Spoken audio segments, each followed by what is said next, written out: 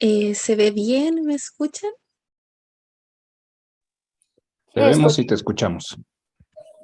Ya, entonces vamos a empezar. La Universidad Nacional Autónoma de México le da la más cordial bienvenida al primer coloquio anime Subjetividad y Construcción del Ciudadano Contemporáneo, análisis desde la filosofía, la sociología, la psicología y anexas. ¿Las recuerdas? Son momentos icónicos del anime. ¿Reconoces esas frases que marcaron tu infancia, tu adolescencia o tu vida ahora? ¿Te sabes alguna de estas frases? ¿Cuáles de estas frases agregarías? El anime en ocasiones es considerado solo arte de entretenimiento. Por estos sesgos se olvida su potencia cultural, filosófica, política, artística, histórica, pedagógica. Retomar el anime, el manga y la cultura otaku desde la academia como actos de afirmación de vida es el motivo de este coloquio. Los invitamos a todas y a todos y todes a unirse a esta fiesta del anime, la sociedad y la academia. En esta ocasión nos encontramos en la mesa redonda de ponencias Alteridad y ética en el anime. Mi nombre es Daniela Díaz y seré moderadora el día de hoy. La dinámica será la siguiente. Presentaré a cada uno de nuestros ponentes participantes y les cederemos la palabra por 20 minutos máximo. Mediante el chat de Zoom le indicaré al ponente cuando le resten 3 minutos, 1 minuto y cuando su tiempo haya terminado. Durante y al finalizar las presentaciones podrán hacer preguntas mediante el hashtag Pregunta al ponente en el chat de YouTube. Se seleccionarán y haremos rondas con nuestros ponentes de la mesa. Nuestros mismos ponentes se podrán preguntar entre sí. Nuestra finalidad es generar un espacio para la reflexión y el debate respetuoso, donde podamos construir entre todos una forma inédita de mirar el mundo. En primer lugar, quiero darle la bienvenida a la maestra Georgina Jorge Ramírez, con la ponencia El anime como fuente de debate bioético, análisis sobre Evangelion. La maestra Georgina Jorge Ramírez es maestra en bioética por la Universidad de Harvard y ha trabajado temas sobre transhumanismo, neuroética y influencia en la cultura.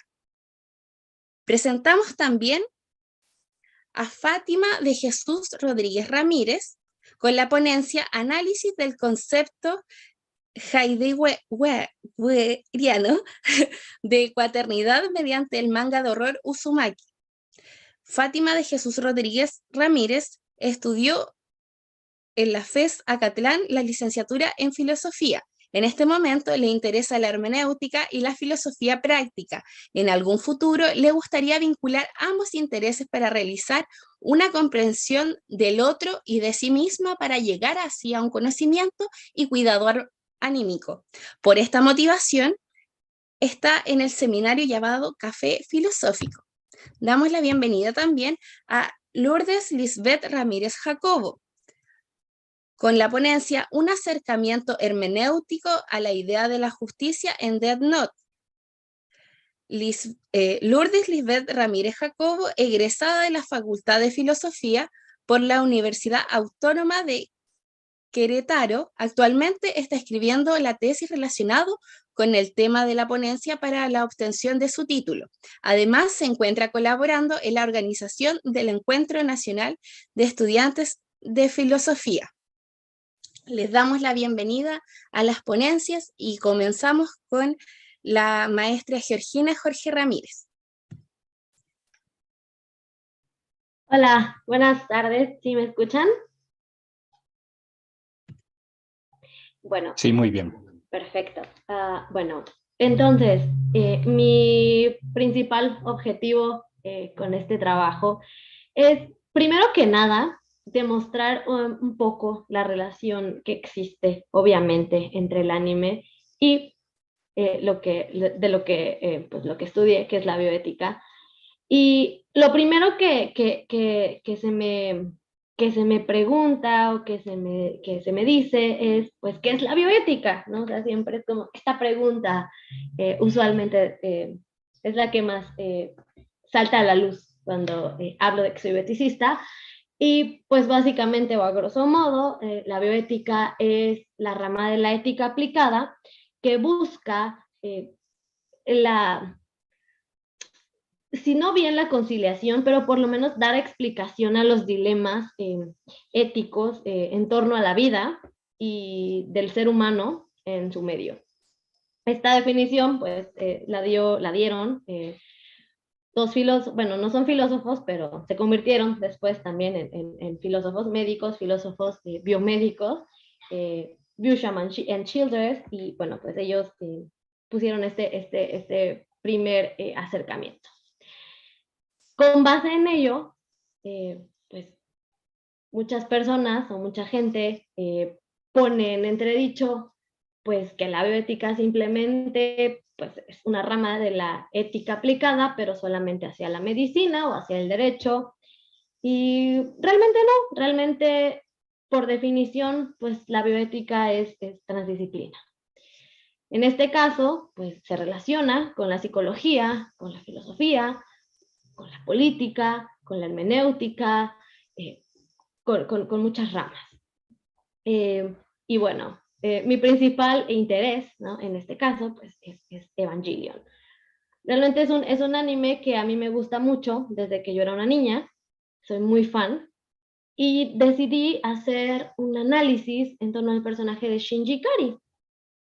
Básicamente porque es mi personaje favorito y me reconcilié mucho con este personaje, ya que cuando yo era niña, cuando lo empecé a ver, era un personaje que yo odiaba. Era un personaje que a mí no me gustaba mucho, que yo lo sentía, pues, no era el típico héroe, ¿no? Que no era el típico protagonista, que no era un típico adolescente, ¿no? Puesto en los animes, ¿no? Que son, pues, líderes natos, son temerarios, saben lo que quieren. En este caso, pues, Shinji es un adolescente de 15 años que no sabe qué onda con su vida, no entiende o sea, todavía no entiende la necesidad de por qué él tiene que salvar al mundo, ¿no? Por qué a él le toca esta responsabilidad.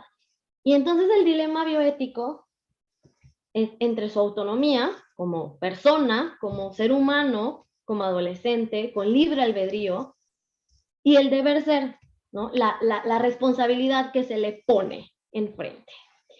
Y es bien interesante porque hace algunos años, igual cuando yo era un adolescente, pues es que Shinji es un personaje insufrible, ¿no? Se la pasa llorando, se la pasa eh, no sabiendo qué hacer con su vida.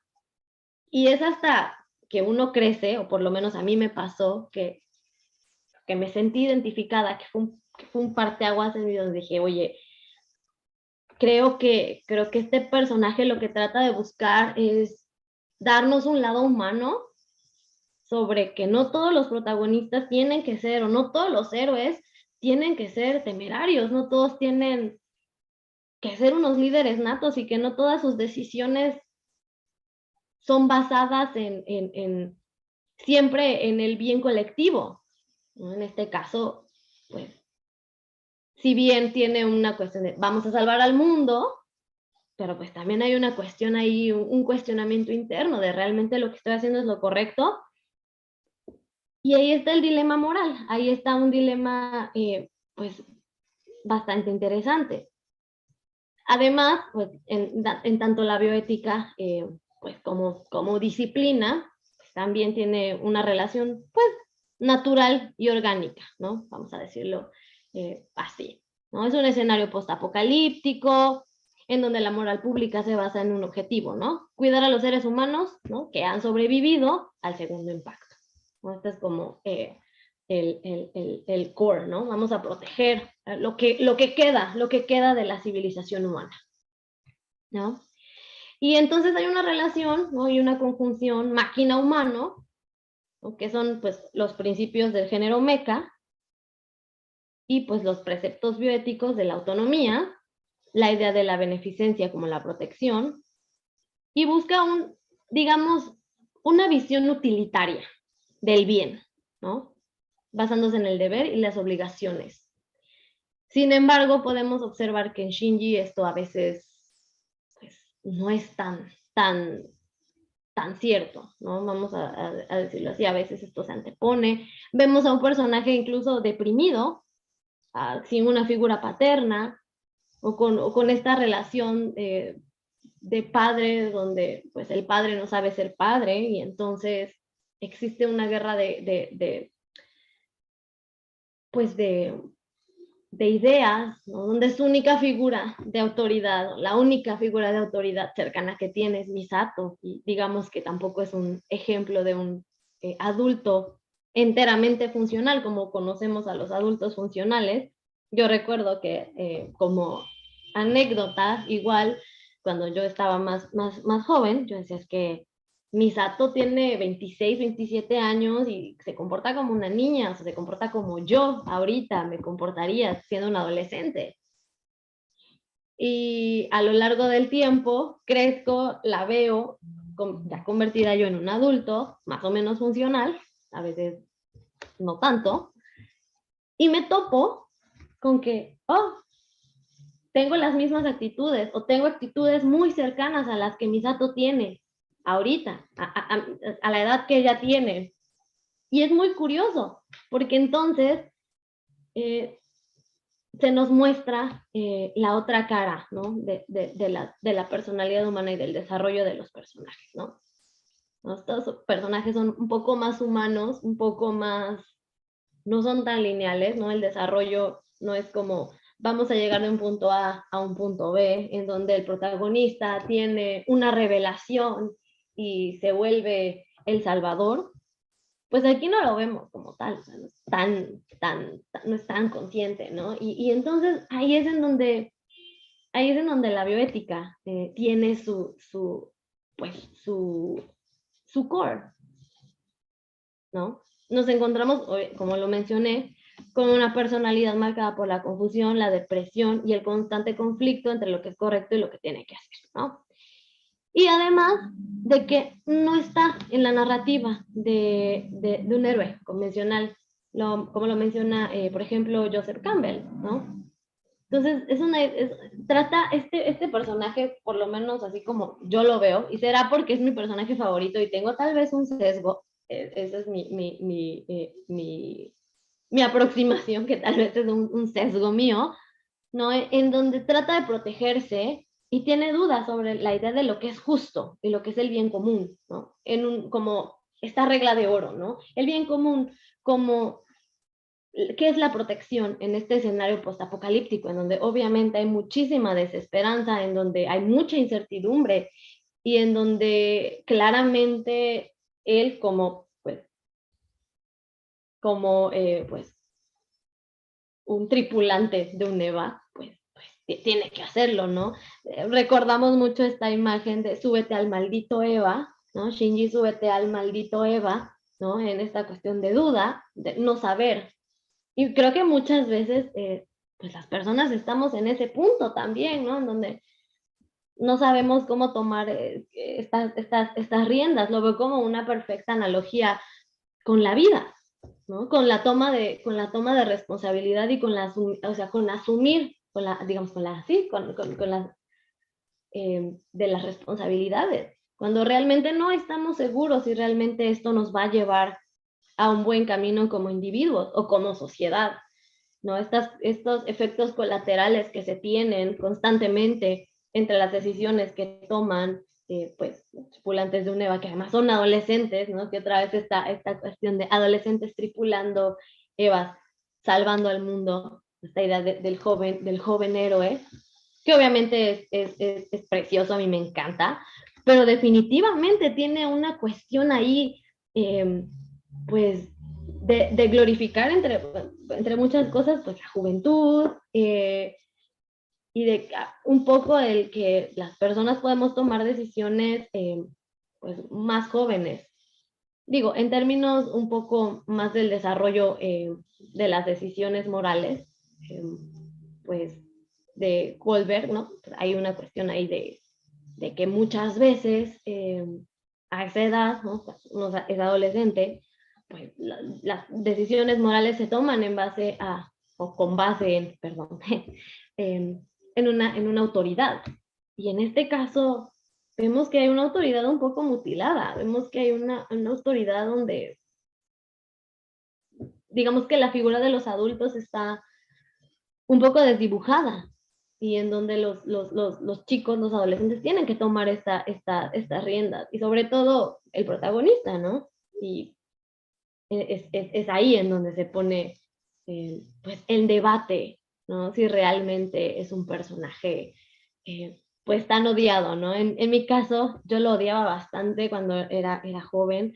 Era un personaje al que yo realmente no podía, o sea, no podía concebir a una persona, yo lo decía, una persona tan cobarde, hasta que me topo en mi vida adulta, llegando a tomar decisiones un poco más importantes, digo, no tanto como tripular un EVA, pero un poco importantes en mi vida, y me doy cuenta de que yo también soy así, ¿no? Y me doy cuenta de que nos podemos sentir identificados, ¿no? Obviamente,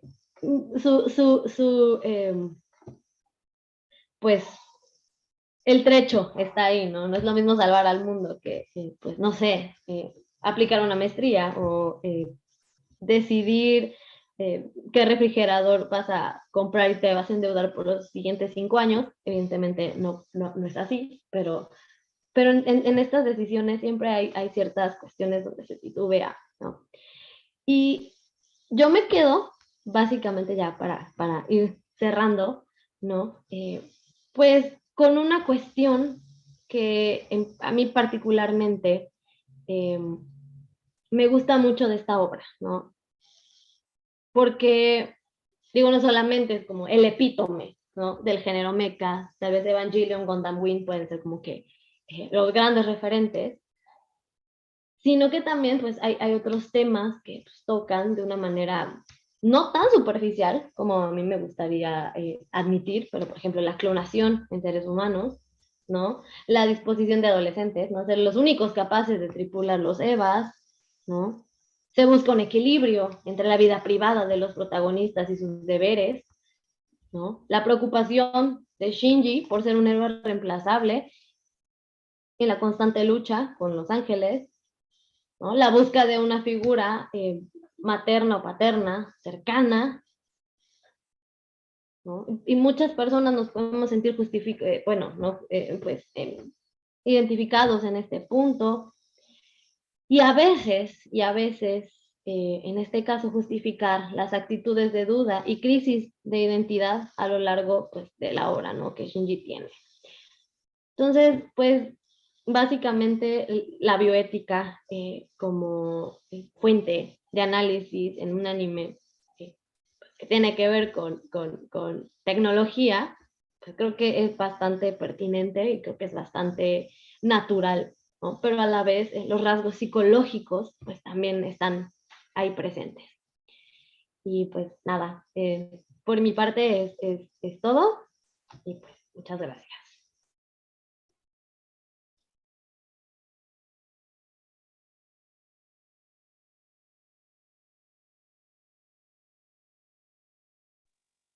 Dani.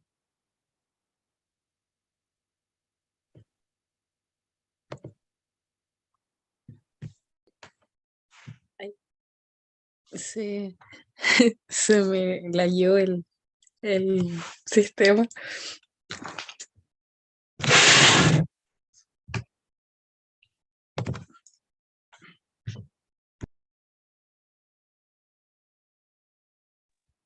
Dice el Zoom que estás muy blanca para ese fondo.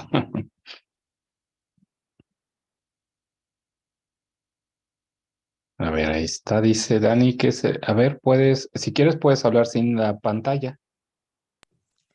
Ya, agradecemos a la maestra y pasamos a la siguiente. ¿O revisamos? Sí, a la siguiente. Ah,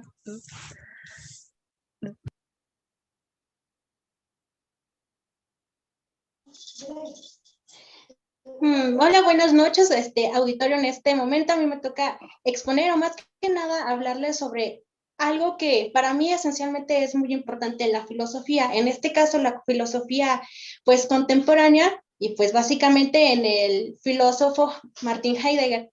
A mí más que nada me interesó, ¿cómo decirlo?, abarcar el tema de la cuaternidad, dado que este término es de vital importancia para comprender todo lo que implica su filosofía.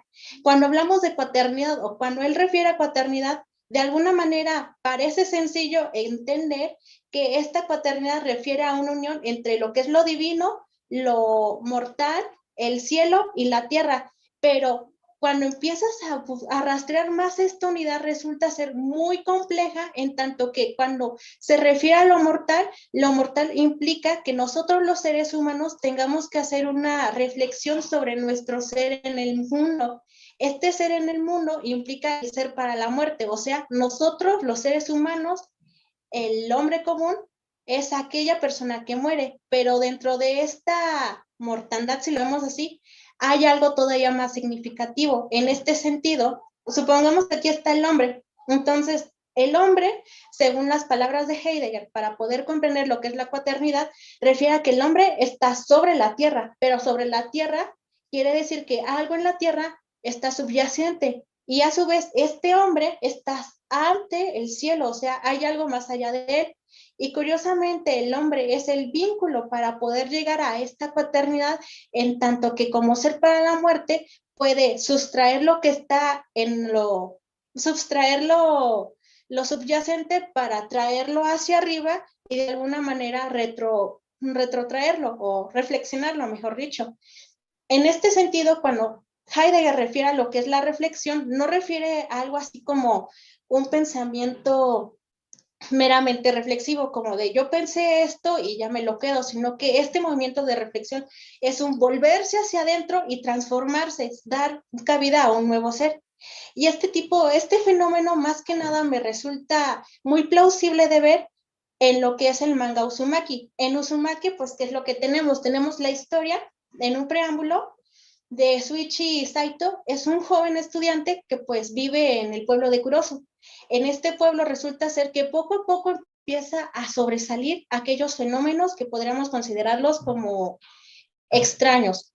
O sea, todo, ¿cómo decirlo? Sale a la luz, las plantas que empiezan a salir salen de forma en espiral, el mismo aire como que toma esas formas espirales, todo lo que está a su alrededor resulta ser que tiene cierta apariencia o cierta esencia de lo que es la espiral.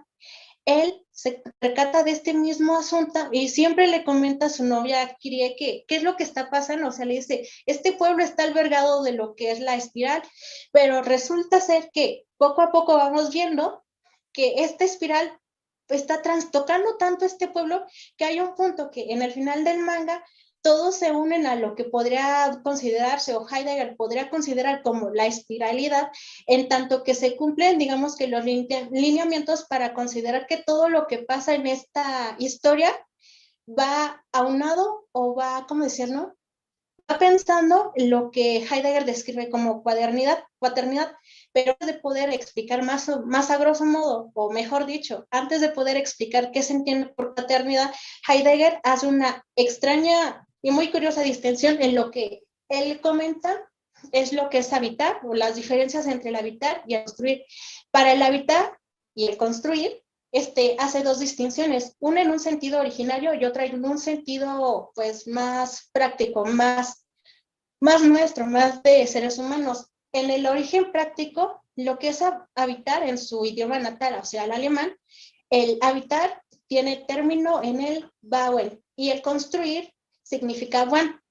Haciendo esa especie de rastreo, el wan significa un permanecer, ¿cómo decirlo? Un permanecer, sí, es un permanecer que habita, en tanto que el habitar es una especie de paz. Entonces él empieza a tratar de hacer todo este despliegue de palabras y términos, ¿cómo decirlo? Términos alemanes para tratar de dar con lo funcional o con aquello que predispone la cuaternidad.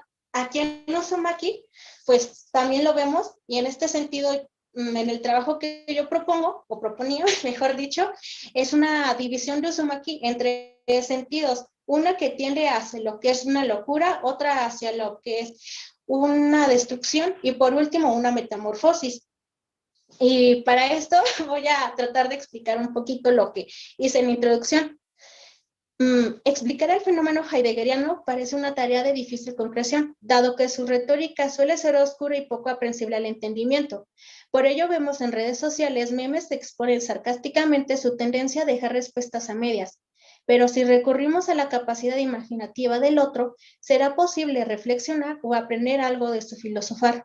Enfocándonos a este último punto, veo conveniente hacer un análisis de la palabra cuaternidad por medio del manga japonés Uzumaki, en tanto que todo lo acontecido en el pueblo imaginario de Kuroso es la antesala que posibilita la comprensión de este término heideggeriano. No obstante, se deben acotar dos fenómenos. Primero, esta historia de terror cósmico se desarrolla en tres arcos, a saber, locura, detrimento y metamorfosis. Segundo, y no menos importante, Ito Junji narra una serie de transgresiones cotidianas que causan cierto desconcierto en el lector.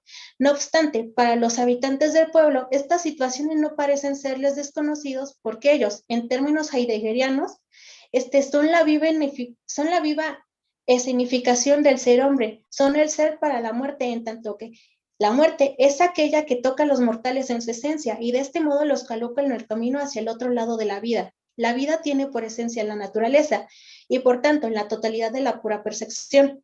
La muerte reúne y agrupa así en la totalidad de lo ya planteado y puesto en el poción de la completa percepción. Estos factores demarcan lo siguiente. Para llegar a la paternidad será importante comprender la esencia del ser hombre en tanto mortal, ya que en él subyace el fundamento originario. Ahora bien, nosotros los lectores de Uzumaki no comprendemos este advenimiento de la paternidad porque estamos en el abismo, en las noches de las tinieblas que pierde todo carácter sagrado. De este modo, no solo lo sagrado permanece oculto como rastro que lleva la divinidad, sino que hasta esa huella hacia lo sagrado, lo salvo, parece haber sido borrado. Esta cita la retomo de un capítulo de su libro Caminos del Bosque. Este capítulo se llama ¿Y para qué poetas? Y continuando, de esta manera reafirmamos nuestra hipótesis. Analizar el concepto de cuaternidad en el pensamiento heideggeriano acarrea la comprensión del ser para la muerte del hombre y este ser está reflejado en Uzumaki. Continúo. Aquí más que nada, lo importante de resaltar es entender a qué se refiere con la cuaternidad. Aquí la paternidad es la unión que reflexiona lo divino y lo mortal en el cielo y en la tierra. Para que este suceso se logre cumplir, es menester comprender lo esencial del hombre y esta sale a relucir mediante la esencia del habitar.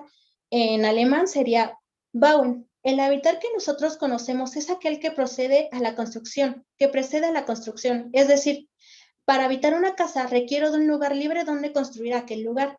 Esta descripción no guía hacia el verdadero habitar, porque esta acontece al construir. Construir en alemán podría significar Wohnen, y esto presignifica que construir es habitar. Heidegger construye dicha afirmación en tanto que el originario induce una acción cultivador, cuidador y en última instancia protector. Cuando Heidegger hace esta distinción entre habitar y construir, esto lo hace entre el año 1951 y él lleva a cabo esta conferencia, dado que por esas épocas en Alemania se estaba sufriendo una escasez de casas. En esta cuestión, él empieza a hacer una crítica, que si bien el gobierno ya les está cumpliendo a los pobladores con darle una morada, eso no conlleva que lo que les está dando en sí sea una morada, pues en sí misma, algo que digamos que pueda trascender nuestra comprensión. Entonces, por este mismo acontecimiento que vivían en Alemania, él se decide a criticar este tipo de acciones y hacer un desarrollo, pues, filosófico, si lo vemos desde ese punto de vista, para tratar de dar en el originario. Antes que nada, también hay que recorrer que Heidegger se destaca mucho en su filosofía porque él se pregunta mucho por lo que es la esencia del ser. Siempre está hablando con términos muy oscuros como la cosidad de la cosa, términos que hasta el momento no se logran comprender muy bien, pero que resultan muy alumbradores en algunos aspectos.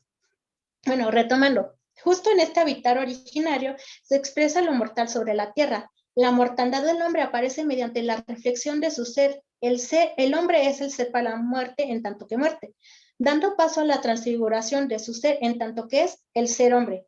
y esto implica estar junto a las cosas. Esta reflexión sitúa al ser hombre en el sentido originario del construir y el habitar, provocando un despliegue libre del verdadero ser de la dupla construir y habitar. Y es cuando se logra construir, valga la redundancia, esta unidad, o mejor dicho, cuando el ser humano logra hacer esta reflexión sobre sí mismo, en tanto que es el ser para la muerte, logra encontrarse con lo que es la protección. Cuando Heidegger refiere a la protección, en términos muy actuales, la protección no la queremos referir en este sentido como un resguardo de una persona, un animal, y situarlo en cierto lugar para que no le acontezcan cosas, sino que la protección en el sentido heideggeriano refiere a un estado originario en lo que ella involucra a un estar permanentemente en la paz. Cuando el ser, cuando esto protegido logra estar en la paz, que el término alemán es Friede o algo similar, logra adquirir este ser humano, este ser hombre como mortal, un estado libre que abriga del daño y la amenaza. Esto significa en sí que lo que se pretende en esta protección no refiere necesariamente a evitar que el ser humano corra peligro, valga la redundancia, sino que lo que se intenta es que en este dejar fluir, en este dejar en paz las cosas, todo lo que acontece, todo lo que está dentro de la unidad, sea libre, se deja fluir, y en ese momento también pasa algo extraño en esta forma de proceder, porque si bien todo fluye, siempre va a haber algo que va a quedar oculto. Por tanto, la protección es algo positivo y acontece cuando, antes que nada, dejamos algo a su esencia, cuando la retroalbergamos, cuando retroalbergamos algo en su esencia y lo ponemos a salvo allí, salvaguardando su paz, cuando lo rodeamos de una protección. Esta cita la retomo de su conferencia Construir, Habitar y Pensar. Luego, continúo. La concepción general respecto del proteger y construir solo contiene una relación unilateral, en tanto que la construcción tiende hacia la edificación. Esta edificación es la que nosotros comprendemos, la que, por así decirlo, es la que ha habilitado nuestra forma de pensar. Cuando Heidegger hace este rastro en lo originario y lo actual, justamente en esto que nosotros consideramos como actual, como lo común, es ahí cuando nosotros solamente estamos viviendo y construyendo, solamente hacemos cosas por edificar, por construir y por solamente seguir en el hábito, en tanto que la diferencia entre el habitar y el construir originario no pretende esto, sino que ambos conceptos tienen hacia una morada y por tanto ello nos conduce hacia la cuaternidad. Esta unión se conforma en la morada ya que ella presupone un estar sobre la tierra, que quiere decir estar bajo el cielo. Ambas expresiones traen a la memoria otras dos cosas u otros dos pensamientos: permanecer ante los divinos y permaneciendo a la comunidad de los hombres. Estos cuatro se copertenecen el uno al otro debido a una unidad originaria: cielo y tierra, los divinos y los mortales. Esta cita la retomo de esta misma conferencia. Y ahora sí, como bien menciono en este trabajo, ya toca analizar el manga japonés Uzumaki. Más que nada, la única, para nosotros la oración, no, aquí no se dice. Bueno, en Uzumaki pues sí encontramos cierta unidad de la paternidad, y esto se nos presenta cuando pues sí nos percatamos de nuestra esencia de lo mortal. Lo mortal es aquello que se percata de su estado originario, y esto estará, y cuando se percata de esto, se estará en la cuaternidad, porque estar sobre el cielo, sobre la tierra, conlleva una reflexión sobre lo que subyace. Lo subyacente en Uzumaki es la espiral, en tanto que ella no contiene fundamento matemático entendible para los iniciados en el arte de la espiral. Por tanto, todos los fenómenos extraordinarios sucedidos en Uzumaki son el preámbulo para que la espiral salga del abismo. Abismo no quiere decir otra cosa que aquello que cobija y señala todo. Y cito: nuestras huellas de lo pasado para conducir a lo mortal hacia lo divino. Por tanto, aquel que entre los mortales tenga que alcanzar el abismo antes y de otra manera que los demás, experimenta las señales que marca el abismo. Aquí, por ejemplo, la esencia del ser hombre es la muerte. Él está sobre la tierra, pero a lo subyacente a aquella es el abismo primigenio que provoca una reflexión en lo mortal. Ahora bien, aquel, El ser hombre está debajo del cielo y por tanto pertenece ante los divinos. Los divinos no pueden llegar a lo subyacente porque no pueden flexionarse ante lo abismal, pero el hombre sí. Ahora bien, ¿quién fue el primero en sentir las señales del abismo? Shuichi Saito, el señor Saito, más aún, ¿qué conlleva sentir lo abismal de la espiral? En este sentido sí me cuesta mucho trabajo poder definirlo, porque en lo que refiere al capítulo y para qué poetas, Heidegger presupone que estamos en tiempos de penuria. Los tiempos de penuria conlleva que no solamente está muerto Dios, sino que el problema en el que realmente estamos enfrascados es el hecho de que nosotros no conocemos lo que es nuestro ser para la muerte, lo desconocemos y como lo desconocemos, ni siquiera sabemos en dónde estamos parados. Pero justamente en ese avanzar de la noche hay un punto de medio, en este caso la medianoche, donde si bien se desconoce todo esto, va a haber ciertas pautas, ciertas huellas que se van a mostrar para que aquello que era antes lo originario, el ser original, se presente otra vez. En este sentido, a mí me cuesta mucho trabajo entender las acciones o el accionar de Shuichi, porque si bien él pareciera que es este vínculo para dar con las huellas, también como que lo niega y entonces la espiral recurre a otro ser tal vez susceptible, alguien que sí pueda fungir como ese vaticinador de la llegada de la cuaternidad, en este sentido de la espiral, y lo utiliza o hace como a su seguidor, al papá de Saito, y como recordaremos, pues él es el primero en sí en la historia que empieza a sentir cierta adoración por lo que son las espirales, se quedaba súper perplejo y tanto llegó a ser este afán que logró convertir su cuerpo en una espiral tal cual, y eso te sorprende demasiado y te quedas con cara de, wow, o sea, realmente quién de estos dos fue el que, digamos que logró atravesar el abismo para poder traer hacia nosotros la espiral, en este caso la espiral en Uzumaki. Eso mismo pues llama mucho la atención y por este mismo sentimiento de extrañeza es que se logra dividir el manga en estos tres, pues, arcos. En el arco de la locura, pues, como bien señalo, es aquel cuando el padre de Saito logra, ¿cómo decirlo?, adentrarse de más a lo que es esta espiralidad y la saca a relucir. No solamente es él, sino que hay más personas que lo acompañan. Ya en el arco de lo que vendrá siendo el detrimento o destrucción de Uzumaki, bueno, más que de Uzumaki, del pueblo de Kurosucho, aquí encontramos lo siguiente. Estos arcos o este arco yo lo distingo de entre el capítulo 9 y finaliza en el 14. Aquí este capítulo, aquí se presenta lo que Heidegger denominaría como un cambio de raíz y se presenta perfectamente en el último capítulo de nuestra sugerente clasificación. El nombre de dicho capítulo es el efecto mariposa y acontece lo siguiente: una serie de huracanes han provocado un estado de caos en el pueblo.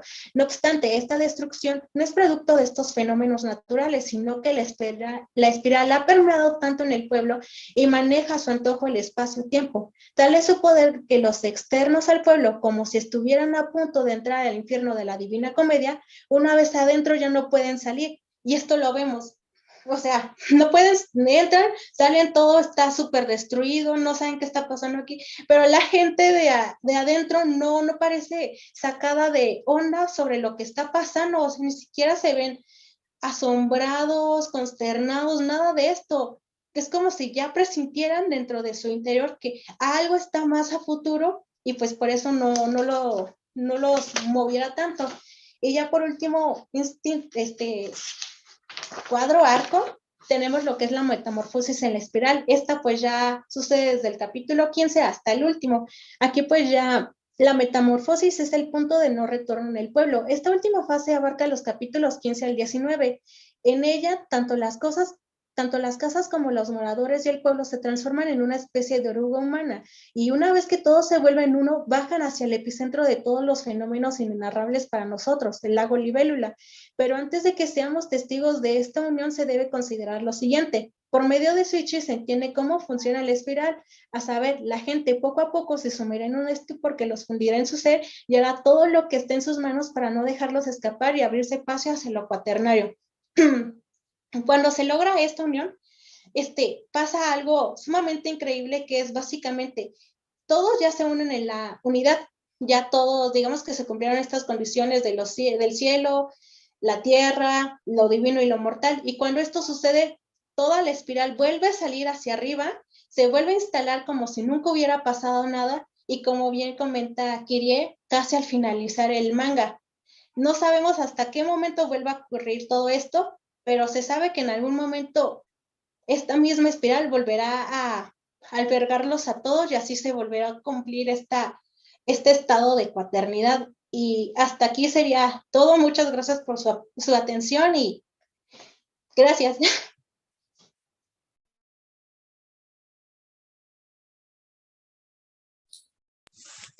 Muchas gracias. Agradecemos a Fátima Rodríguez y damos comienzo con Lourdes Ramírez. Muchas gracias. Me voy a dar la libertad de leer para no hacer esto muy largo. Entonces, repito el título de mi ponencia y se llama Un acercamiento hermenéutico a la idea de la justicia en Death Note. La redacción de esta ponencia tiene por intención compartir el avance de una investigación que aún se encuentra en proceso en relación con la idea de la justicia que nos plantea la serie Death Note. Para ello nos serviremos de la hermenéutica filosófica de Hans-Georg Gadamer. La pertinencia de partir desde este enfoque estará en que, si bien existen estudios respecto a dicho anime como objeto de crítica cultural, tal como explicaremos a continuación, nuestra manera de proceder busca anticiparse y poner en juego el diálogo con la obra misma, en cuanto texto abierto que no termina de agotar su sentido. Para ello resulta necesario justificar, como es el tema de nuestro coloquio, cuál es la importancia de hablar de un anime como Death Note en nuestros días. Por lo que haremos una breve descripción de la obra, un poco de la trama y mostraremos los diversos acercamientos, ya sea de índole académico o extraacadémico, que ponen en evidencia su pertinencia. Ello también con la finalidad de mostrar qué aportan a nuestra investigación y en qué se distancian. Posteriormente, cuál sería nuestra crítica y nuestra propuesta para un análisis hermenéutico de la justicia. Death Note es una serie animada que fue transmitida en el año 2006 hasta su finalización en 2007. Como antecedente ya existía el manga que se distribuía semanalmente en la Weekly Shonen Jump, una famosa revista que llegó a vender por lo menos 6 millones de copias de manga a la semana y 2.5 millones del manga Death Note. No obstante, como exponen sus creadores en una entrevista, Sugumi Ohba y Takeshi Obata, en un inicio no se pensaba que tuviera mucho éxito. Cabe destacar que la categoría a la que pertenece, como muchos otros animes de renombre, Naruto, Dragon Ball, One Piece, por mencionar algunos, pertenece a la categoría shonen. Dicha categoría busca alcanzar a audiencias jóvenes masculinas, por lo que la trama de este tipo de animes intenta enaltecer a chicos con habilidades especiales o genios, de tal manera que uno se identifique con ellos. Por esas razones, los animes o mangas de este tipo son los que más se producen, puesto que tienen un alto índice de ventas. Estos datos son relevantes para un análisis de consumo cultural, por lo que no ahondaremos en ellos. No obstante, es importante mencionarlos dado que sirven para medir su alcance. Ahora bien, como ya se mencionó, siendo que Death Note pertenece a esta categoría de animes, la trama de la historia muestra la lucha intelectual e incluso dialéctica, y no un estilo de pelea normal, como menciona Ohba, entre dos jóvenes que dicen ser la justicia. Pero antes de eso, la historia se desenvuelve en un mundo que pareciera ser el nuestro, pues mantiene tintes realistas, pero en conexión con lo ficticio. De ello damos cuenta con la presencia de shinigamis o dioses de la muerte, ojos que son capaces de ver el nombre y los días exactos que le restan a una persona, pero principalmente con la existencia de una libreta que cae accidentalmente al mundo humano y con la que se es capaz de designar con lujo de detalle la forma de dar muerte. Es aquí donde vemos la aparición del chico brillante de preparatoria, Light Yagami, que se encuentra con el cuaderno y el dilema de qué hacer con él, ya que entre sus posibilidades está juzgar a los malos y beneficiar así a los buenos, o bien deshacerse de la libreta. Tal como vemos en el desenlace, opta por la primera opción desencadenando una serie de asesinatos en nombre de la justicia, de tal manera que se llama a sí mismo el dios del nuevo mundo. Consecuentemente, aparece el detective L, quien se dice nunca haber perdido un solo caso y promete detener los asesinatos del dios Kira en nombre de la justicia, aunque esos medios sean igualmente cuestionables.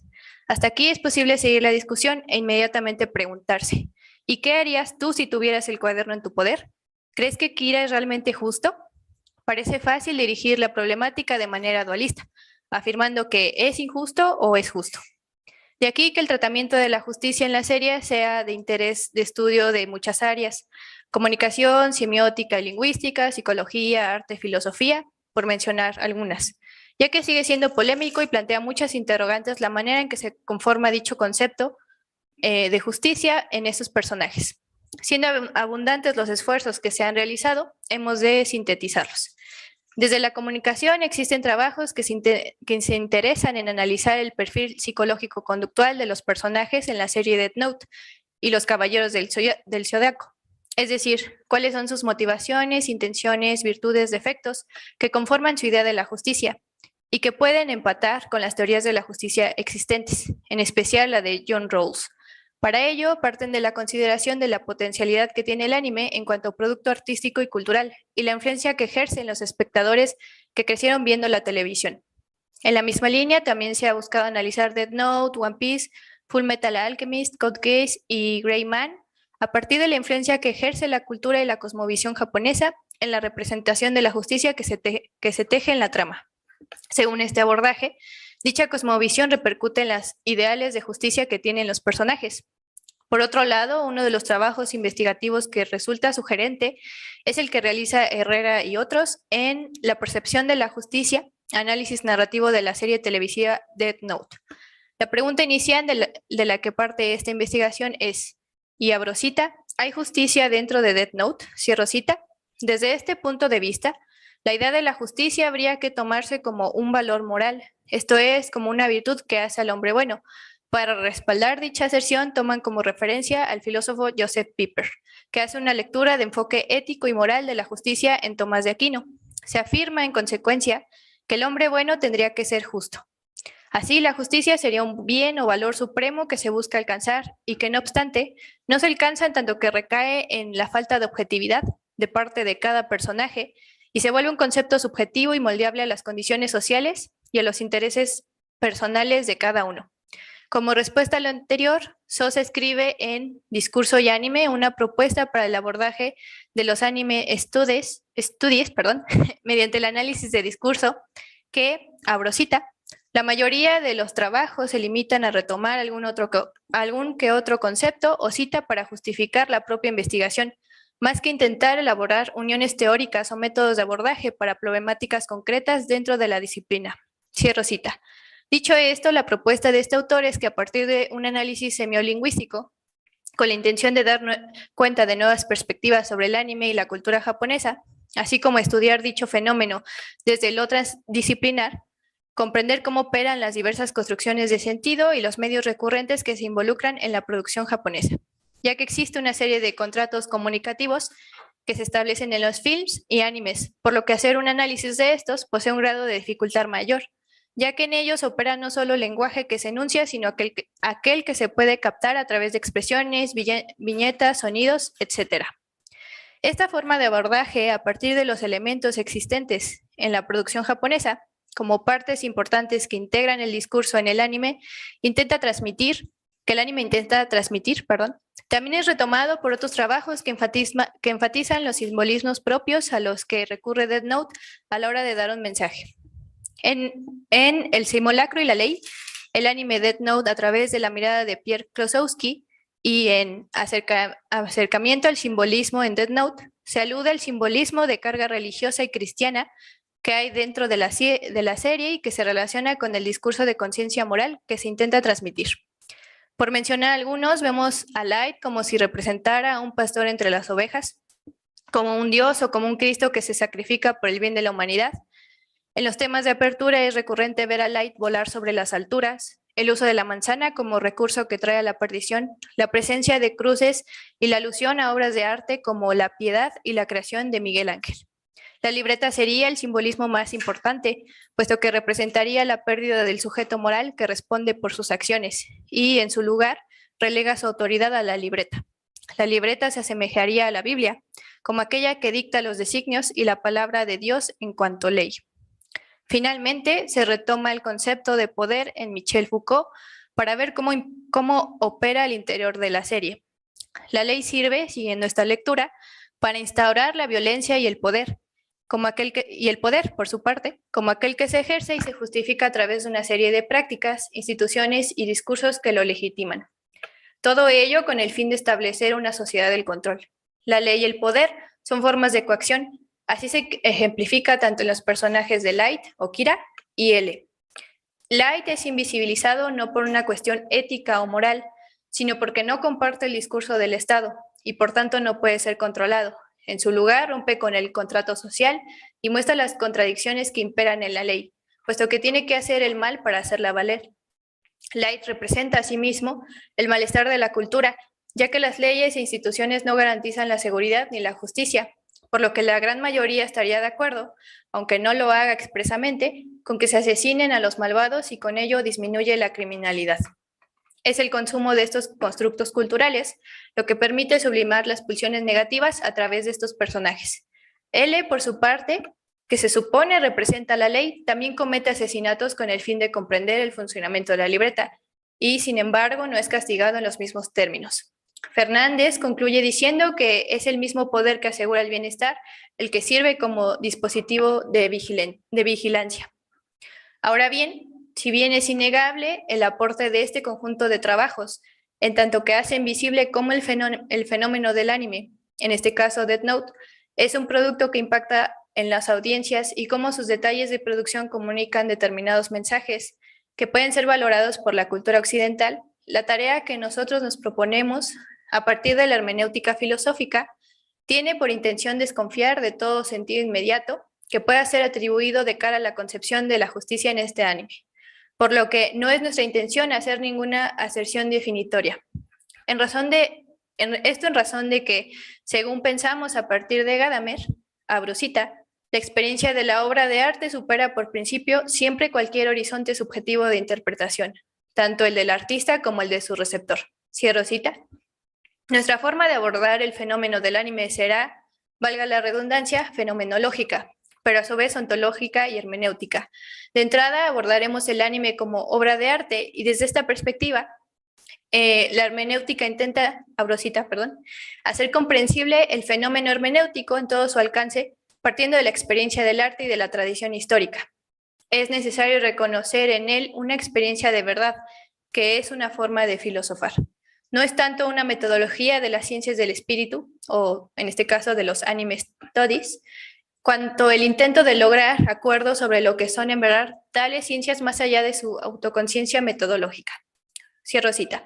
Si tomamos de ejemplo la tesis anteriormente mencionada de Herrera y otros, quienes plantean la pregunta de si hay justicia en Death Note, con ello ya se presupone que la justicia es un concepto que se sostiene por sí mismo y que no habría necesidad de descomponerlo dialécticamente, es decir, mostrando la verdad y la falsedad de pensar la justicia de determinadas formas.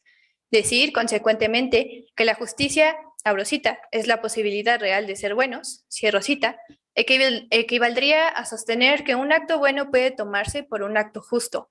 Sin embargo, es posible plantear otras preguntas como ¿qué es la bondad? ¿Un acto bueno necesariamente es justo? ¿Será que bondad y justicia son sinónimos, por lo que se debería cerrar ya el cuestionamiento? En razón de lo anterior, más que considerar el asunto desde posturas éticas o morales, o desde la crítica cultural, puesto que la discusión no es si ser justo es bueno o ser injusto es malo, o cómo lo que vemos nos impacta, como se ha venido discutiendo, se ha de otorgar otra direccionalidad, iniciando por la continua construcción de nuestras preguntas para con Death Note, al que tomamos como texto o unidad de sentido que habla, en tanto que se realiza en el lenguaje y por ello es objeto de la comprensión. Así, las preguntas que nosotros hemos formulado y que se mantienen abiertas a la continua elaboración son: ¿cómo se comprende la justicia? Esto es, ¿cómo se descompone dialécticamente a partir del discurso en la serie Death Note? ¿Cuáles son los prejuicios inmersos y las implicaciones teóricas del discurso entendido de esa manera? ¿Se sostienen tales argumentos? La importancia del esfuerzo hermenéutico a realizar reside en la posibilidad de develar su sentido íntimo, esto es, hacer visible el significado que en principio permanece oscuro a la conciencia que interpreta. En otros términos, traerlo al campo del no ocultamiento como posibilidad que se abre en él mismo. Para ello será necesario afirmar con Gadamer que es nuestra experiencia compartida del mundo, nuestro condicionamiento histórico y la conciencia de nuestra finitud la que determina nuestra comprensión de las cosas, por lo que las preguntas con las que nos dirijamos tendrán que poner a prueba los prejuicios, tanto propios como ajenos, para así hacer valer la verdad de su contenido. No solo adquiere aquí vital importancia el planteamiento de la pregunta, sino el interés sincero de entrar en diálogo con la obra sin ninguna intención de dominio o de validar el propio punto de vista. Más bien, la apuesta sería posibilitar el encuentro, esto es, el auténtico intercambio de pareceres, haciendo valer los argumentos del otro, en este caso, Death Note, teniendo en consideración que, abro cita, toda interpretación correcta debe guardarse de la arbitrariedad de las ocurrencias y de la limitación de los hábitos mentales inadvertidos, y fijarse en las cosas mismas, cierro cita. De ahí que Gadamer afirme que el asunto de la comprensión e interpretación siempre es un intento de entrar de acuerdo con la cosa, de tal manera que podamos hacerla hablar a través de nosotros. De manera conclusiva, la intención de esta ponencia ha sido compartir con todas y todos ustedes que, además de los estudios existentes desde la crítica cultural, la hipótesis de la que parte nuestra forma de estudio es que el diálogo íntimo con ella, que antecede a toda crítica y que se propicia desde este acercamiento hermenéutico, permite ampliar el horizonte comprensivo de las personas, dando lugar a la discusión y reflexión sobre otros posibles sentidos y problemáticas que se reflejan en la concepción de justicia y que mantiene su sentido siempre abierto. Muchas gracias.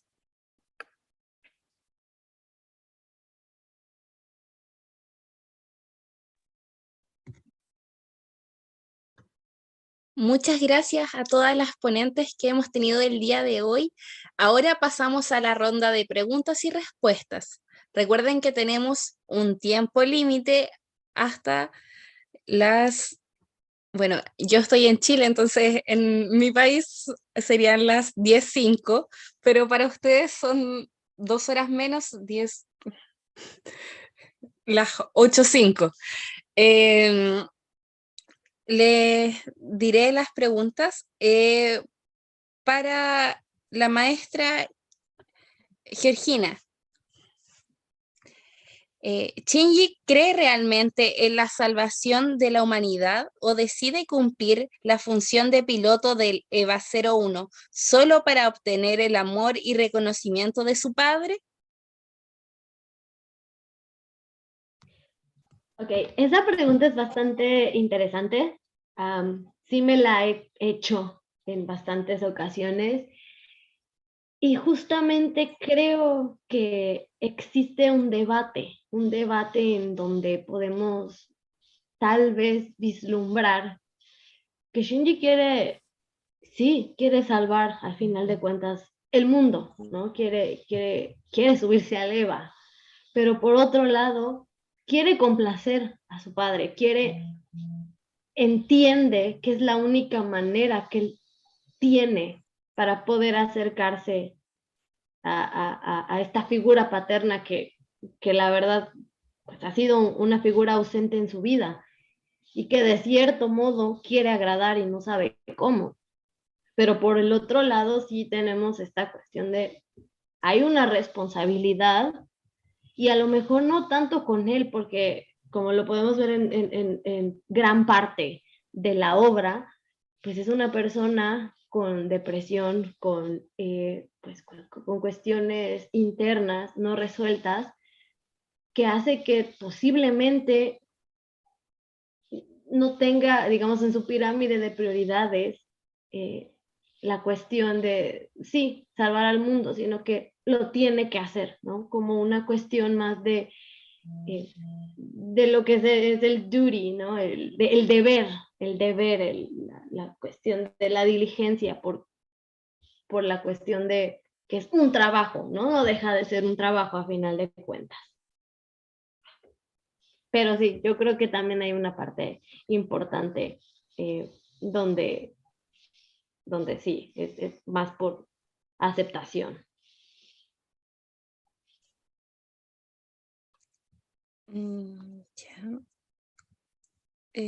Tenemos la siguiente pregunta también para la maestra Georgina. ¿estarías de acuerdo en que la vida adulta de Misato es un reflejo del anhelo por recuperar el vínculo paterno perdido? Yo creo que sí.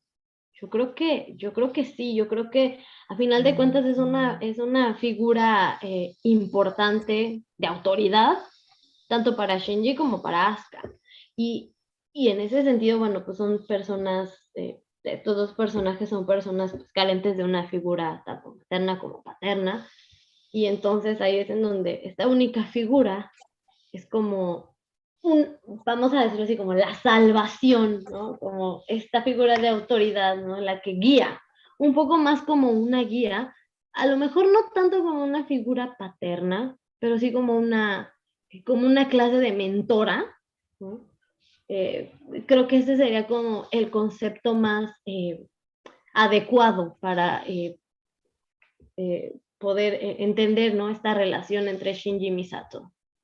Pero sí, sin duda es una cuestión ya de buscar una figura de autoridad que al final de cuentas, pues, está perdida. Ya, muchas gracias.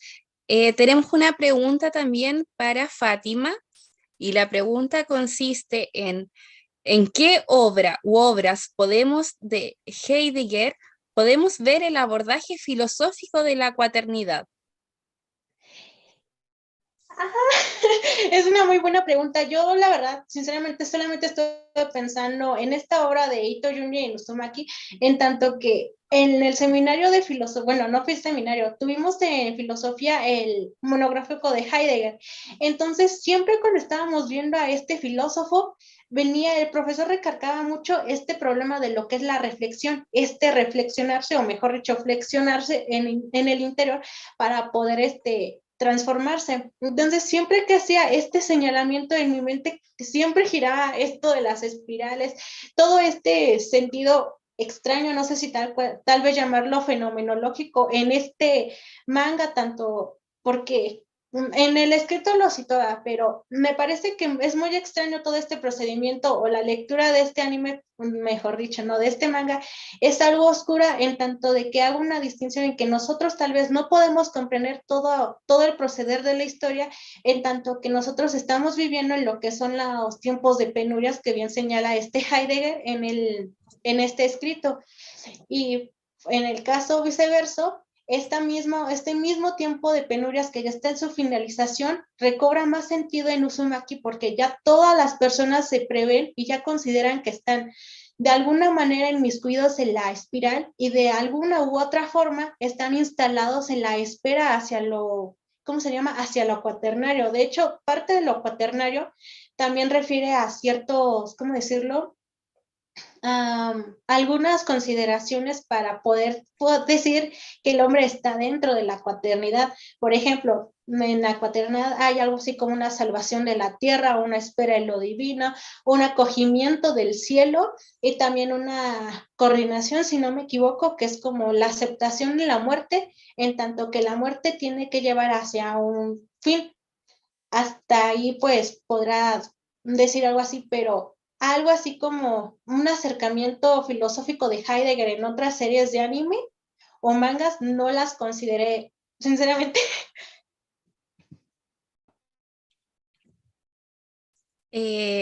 La segunda pregunta que tenemos para usted es, ¿la cuaternidad heideggeriana es una extensión de los conceptos de Dionisíaco y Apolineo en Nietzsche? ¿Cómo pensar desde el sentido del rostro de Levinas a Uzumaki? Esa es una muy buena pregunta.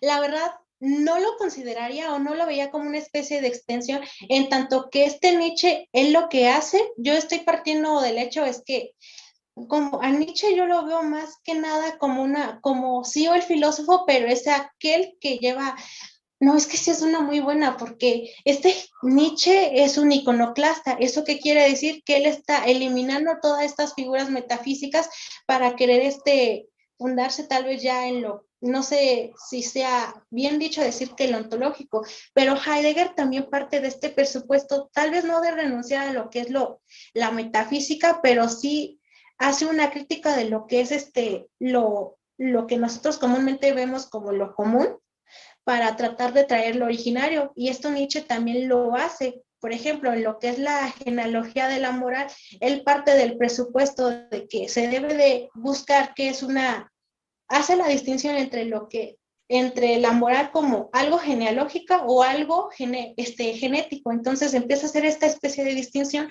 para poder llegar a la conclusión, si es que la vemos así, que lo moral es meramente una construcción humana y esto que tenemos como moral no presupone exactamente que lo bueno, lo bondadoso tenga que ver con un acto no egoísta.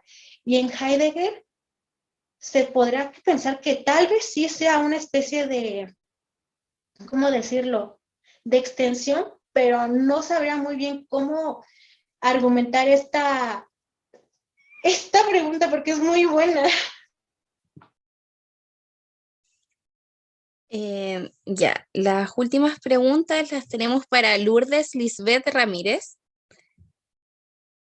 La primera, el personaje de Light Yagami fue pensado por los autores de Death Note como un homicida, nunca como un justiciero. ¿Es posible justificar éticamente a un homicida? ¿No es eso una racionalidad fascista?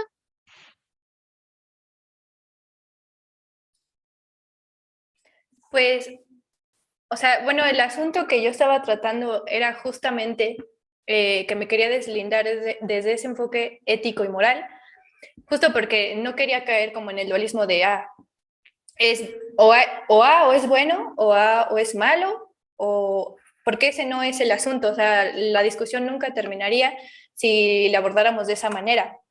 Desde mi punto de vista, o sea, yo no puedo juzgar la cuestión así. Y la otra, sí, justo, yo estaba leyendo las entrevistas y justamente el género fue elegido para que no nos centráramos como en el planteamiento de ese tipo de preguntas. Y parece curioso, ¿no? Porque ahí imperaría como el prejuicio del que nos habla a veces Gadamer, de que nosotros en una primera instancia, cuando vemos el contenido de Note, pensaríamos que la cuestión es moral o es ética, ¿no? Pero en este sentido, la intencionalidad de los autores era centrarla de otra manera, desde otra perspectiva. Porque incluso en una de las entrevistas me dio un poco de risa que dice, yo no quisiera tornar la cuestión de una manera filosófica y sermoneadora. Y en este sentido sería dejar hablar el texto mismo, ¿no? ¿Qué es lo que dice? Pero bueno, el punto del fascismo como que lo dejo a un lado porque no estoy tan familiarizada con el tema. Tenemos otra pregunta para usted, la cual nos indica, ¿no es ingenua la noción de justicia que tiene Light Yagami? ¿Otra vez? No. Sí, que va relacionado. Sí, bueno, es básicamente lo mismo, ¿no? O sea, mi punto es, o al menos yo lo que quería era llevar a la reflexión Death Note tomado como un texto abierto, ¿no? Dejarlo hablar desde su propio contenido, en su propia historicidad y ver ahí el prejuicio, ¿no? Porque yo todavía ni siquiera he elaborado bien los argumentos, porque mi intención es de construir de alguna manera los argumentos y una vez planteados los argumentos dentro de los personajes, saber qué es lo que están diciendo y de ahí quizá asumir una postura que ya sería mucho más crítica que de entrada decir, la Yagami tiene un pensamiento ingenuo porque considera que la justicia es tal. No, hay que dejar ver qué es lo que dicen los personajes, cuáles son sus argumentos, sus razones, sus condicionamientos, sus ideales, y después hacer una crítica de los mismos y decir, ¿se sostiene tal argumento? Y en este sentido puede ser ingenuo, porque entonces si yo dijera que ya es ingenuo, yo estaría poniendo mi propio prejuicio sobre lo que considero justo. Adán Rodríguez genera la pregunta, ¿me pueden pasar la cita de Sosa para el análisis de discursos del anime? Sí, claro, nada más que por dónde se la paso. A ver, tengo la cita aquí, ¿podría dar el nombre? ¿Sí? Lo tomé del segundo Congreso Latinoamericano de Comunicación de la UNBM, Discurso y Anime, una propuesta para el abordaje de los anime studies mediante el análisis de discurso. Es una ponencia que se dictó en un congreso. Ya. Muchas gracias. Le damos la más cordial gratitud a cada una de las ponentes que estuvieron el día de hoy con nosotros. La Universidad Nacional Autónoma de México agradece su asistencia al primer coloquio Subjetividad, Construcción del Ciudadano Contemporáneo, Análisis desde la Filosofía, la Sociología, Psicología, Literatura y Anexas, y asimismo le ofrecemos un cálido aplauso virtual a nuestros ponentes, la maestra Georgina Jorge Ramírez, Fátima de Jesús Rodríguez Ramírez, Lourdes Lisbeth Ramírez Jacobo. Les recordamos a nuestros ponentes que vía correo electrónico les haremos llegar la constancia de participación en este evento. Gracias por su atención y muchas gracias a las ponentes y a todas las personas que nos están viendo el día de hoy. Muchas gracias. Muchas gracias. Muchas gracias por la invitación. Muchas gracias por esta oportunidad de mostrar algo de la filosofía.